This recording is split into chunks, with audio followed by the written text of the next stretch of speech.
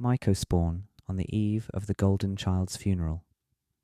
There was a disturbing trend at my high school, one where each graduating class had at least one student tragically die either their senior year or a year or two after. Rashid's class had Antoine Spirelli, a victim of a drunk driving crash, on his way home from a football game, and then there was Jack Dubois in the grade above, a wrestler who died from a needle sex overdose. My class graduated without any casualties, but unfortunately that changed first semester of college. I was walking down the street in Hip City when I received a call from River, who was attending St. Peter's College 3 hours away in Hip Forest. He had heard through the grapevine that our former classmate from high school, Troy, had fallen down a stairwell in his dormitory and fractured his neck and back. He had been rushed to a hospital and put into a medically induced coma. I tried to stay positive at first and thought that he would probably live, because surely doctors could save someone from a fall down a stairwell. But the news eventually came that Troy didn't make it. He was off to the great unknown far sooner than anyone could ever have imagined, and far sooner than anyone could stomach. His funeral was to take place the next weekend, so I was to go home and attend. It was hard to process that of all people this could have happened to, it had happened to Troy. He was both in the top 10 for highest GPAs in our graduating class, and the starting quarterback his varsity year of high school. He went to college for pre-med, and all the while continued to be a football star. On top of all of that, he was tall, polite, very Greek, and handsome. In other words, he was the quintessential golden child, and had been senselessly sacrificed to the great unknown for reasons that will never be understood, if for any reasons at all. It was hard to not see his death as a strike from the great unknown's malevolent side, or some heartless consequence of the law of entropy. Because these two options are too much to suffer, I opt for this one. He was a golden child who lived a pure life of good nature, only to be sacrificed to the great unknown for a reason we will never understand. Chalk it up to the mysterious work of a god, or rather, the governing forces of nature, but the best we can do is hope that this senseless act was for some good reason, so that Troy's spirit could go towards a greater cause beyond mere humanity, perhaps. For some reason, despite the emotional charge of Troy's death, I decided that I wanted to consume some mycospawn with River the night before the funeral. I think I maintained this decision because we had made plans for this prior to his death, and I tended to be a person who could rationalize the use of mycospawn in just about any context. Furthermore, maybe the mycospawn could give us contact with Troy in the great unknown. River was down, so we stuck to the plan. These were mycospawn that River had procured at his college, and we were to each take a moderate dose, along with his girlfriend Carrie. The two of them had been dating since at least junior year of high school, and had decided to stay together despite 3 hours of long distance. They were always smiling, and they looked perfect together, two blondes with blue eyes. She had never consumed mycospawn before, and her two friends, Cece and Jill, who joined us, were in the same boat. They didn't consume any mycospawn, but consumed some DSL-like chips, infused with some different power similar to DSL. No matter, the 5 of us were to have River's home to ourselves to consume our powers that night. Less than 15 minutes post-consumption, I felt the need to lie down. I told River that I might actually have to go to sleep because I was feeling too weird.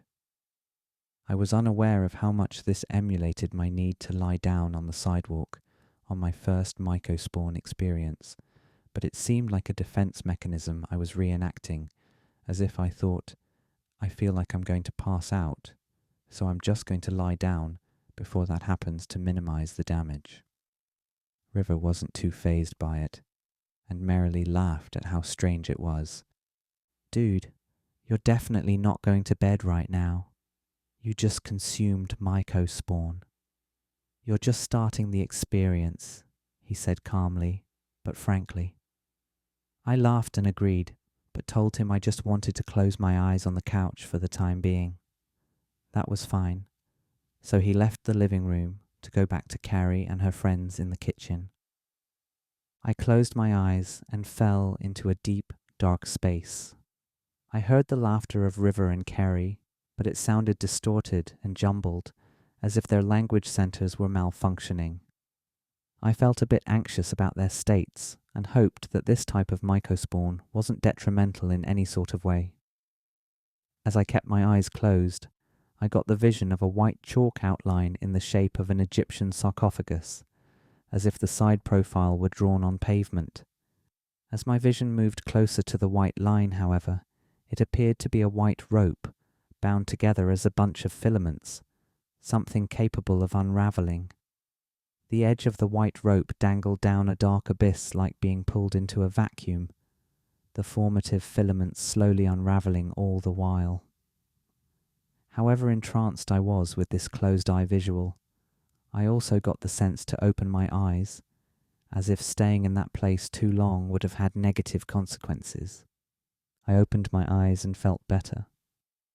I was more acclimated to the visual plays of psilocytes, and saw River and Carrie approach with laughter to check in on me. Yeah, holy shit. I didn't know where to start with this one. The rest of the night we sat around and consumed green power as we rode the waves of our powers and grasped for any insights to be had. I remembered that I had seen an ad on Facebook that talked about a recently discovered new species of monkey. When I thought of the monkey's face, I realized that I couldn't ignore the semblance between the monkey's face and Troy's. Of course, I'm not insulting Troy, but rather complimenting the monkey, and am amazed at how human its face looked. Could it be that Troy died and reincarnated as a spawn of a newly discovered species of monkey in order to make headlines in scientific circles for some auspicious reason? I hesitated to speculate this much around my crowd, but after being egged on, I pitched the idea and received a surprisingly sympathetic response. It seemed that all of us, what with our toes collectively in the great unknown, could entertain this possibility. For some strange higher reason, Troy's life had to be taken so that the energy could be reincarnated into a monkey, the first of its species to be discovered. It was a true scientific feat that Troy would have loved to have contributed to. It was a long shot, but it gave us solace to imagine him being gone for some higher purpose.